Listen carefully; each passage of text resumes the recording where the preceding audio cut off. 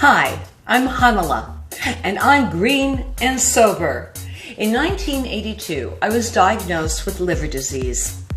At UCLA Hospital, the doctors told me that if I didn't quit drinking, I would die. It was bad news. So I did what I normally do when I get bad news. I drank. I didn't get scared straight. I was already terrified. That's why I drank. I needed help. So I joined AA and began doing what the sober drunks did. And I haven't had a drink of alcohol in over 37 years. And for the first 25, I didn't have any sleep either. I took naps between 12-step meetings and therapy, and I put on 20 pounds watching TV. And a woman in the program said, "Honey, you don't die from lack of sleep." I heard her say that in my head for years. At 4 a.m. I even smashed into a Bentley once because of lack of sleep and a hot resentment. So I looked around. A friend on Ambien warned me of the side effects. She'd take a pill, get up at 4 a.m. and eat everything in her fridge. She gained weight without remembering why, and her mother was furious.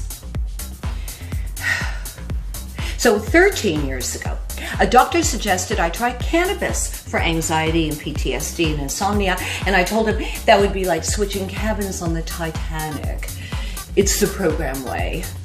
Other than excessive coffee drinking and sugar binging and TV watching, you're not supposed to be doing anything that affects you from the neck up, which is what I was taught by the folks who helped save my life all those years ago.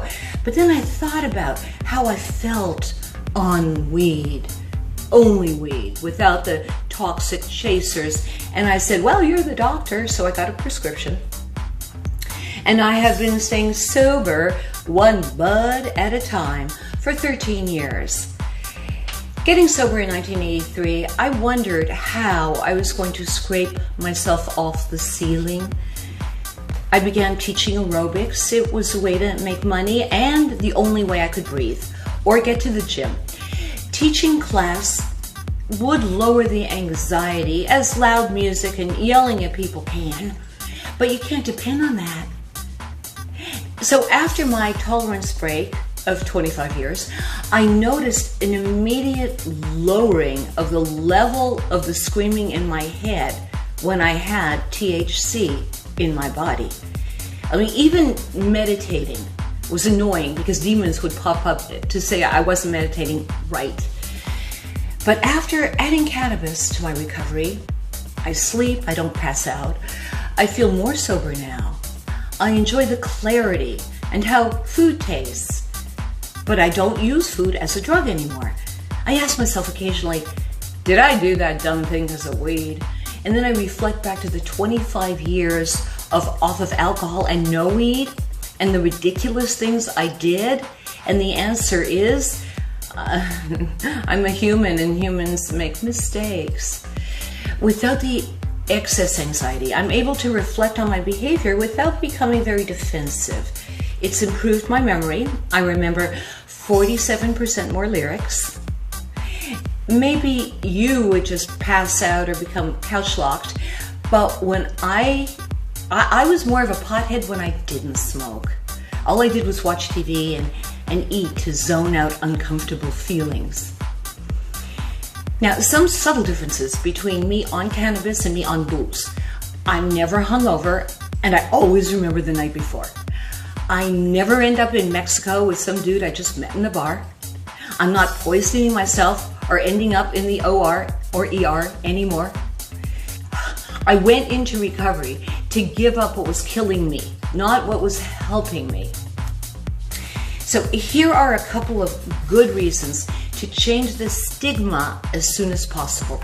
If you're a sober alcoholic cannabis user, you may stay away from 12-step meetings out of shame, and that would be a shame. Recovery is in the rooms. We need to gather, we need to talk, we need to share, even if it's in Zooms.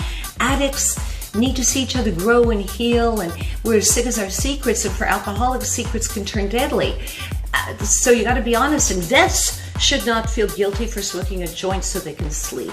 People are dying. So the downside, well, smoking can mess you up, but stress can kill you. At least the way I did it. Cannabis could be illegal, expensive, and you have to play scientist sometimes To discover what strains are best for you, the dosages, you gotta study the herb, not vilify it. For me, it's been a gateway to sleeping well, increased focus, deeper friendships, performing music, getting out the door, just everything. Alcoholics Anonymous can be a great place to go to stop drinking. The general consensus in AA is that weed is an outside issue, so there's no official AA stance on it. The literature states that we know only a little and more will be revealed. So to my fellow happy, joyous, and green club members, don't let the fear of judgment keep you from going to meetings. We need community. Nobody goes to AA because they're an upstanding pillar of society. Haters hate themselves most of all. We're learning how to do it a bit better. Just message me because I can turn you on to the coolest recovery meetings you'll ever Zoom. If you survived alcoholism and addiction, you can survive the recovery. I'd like to hear from you. How does weed affect you? Have you tried it? Post your comments. Trolls will be eaten by bots. And if you are a 12-step member with resentment, pray for me. And if you want to do a 12-step call, you better bring an eighth of sour diesel. Peace, love, and follow me for more videos on maintaining my recovery with cannabis. And please share it to someone who's just waiting to inhale.